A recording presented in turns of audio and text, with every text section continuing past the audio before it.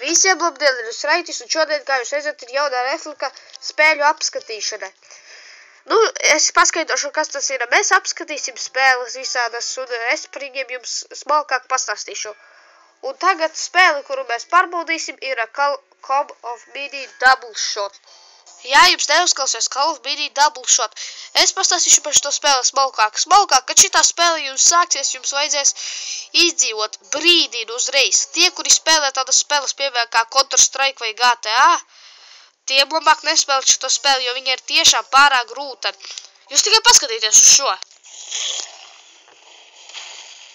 Kamēr jums liekas viss ok, jā?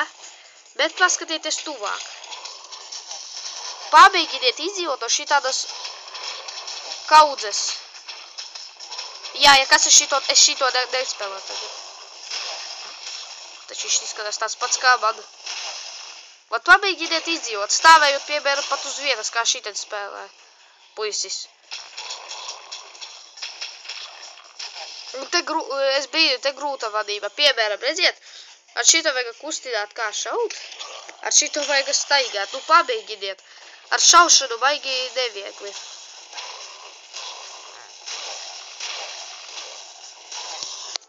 Kad jūs beigsiet rast, jums vienmēr parādīs, cik jūs esat nogalinājuši.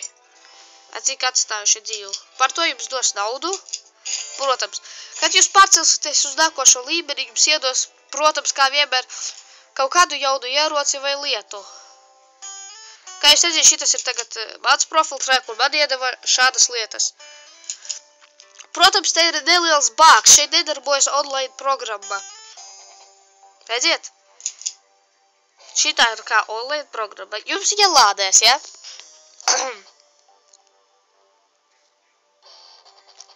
Bet viņa jūs nekad nedalādēs. Viņa jūs vienkārši izmetīs ārā. Redziet, nedarbojas online programma. Vēl šeit var... Šeit vēl savu izvēlēties palīgu. Piemēram, kur manējais palīgs. Viņi, protams, ir dārgi. Un viņi darbos tikai 24 stundas. Bet jums sākumā spēlē parādīsies viens palīgs, kurš jums būs uz visu laiku. Bet viņš nav pārāk stiprs, es jums brīdinu. Es jums pat parādīšu viņu. Oi, tiešām? Jā, tas ir viņš. Vai laikam nē. Nu, nezinu, ar parastu ieroci.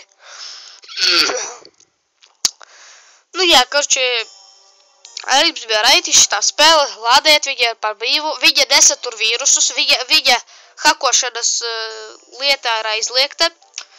Arī jums bija Raitis un uz visiem uz redzēšanos, visiem